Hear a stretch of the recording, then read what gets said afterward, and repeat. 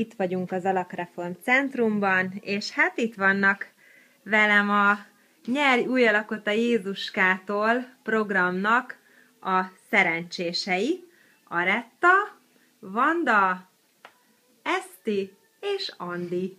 Csajok, hogy vagytok? Nagyon jól. Jól, hát ez a fürdőruha most is nagyon jól áll, de 5 hét múlva biztos vagyok benne, hogy még jobb lesz, hiszen a csajokkal ma kezdjük a programot. Itt vannak a lányok, gyönyörűen, átlag 7,5 és mennyi? 5 és 7 kiló között fogytatok 5 hét alatt. Gyönyörűek vagytok, nincs has! Meg lehet ezt csinálni, 5 hét alatt is le lehet adni 7 kilót, életmódot lehet váltani, és ilyen gyönyörű szépnek lehet lenni, mint a lányok. Wow!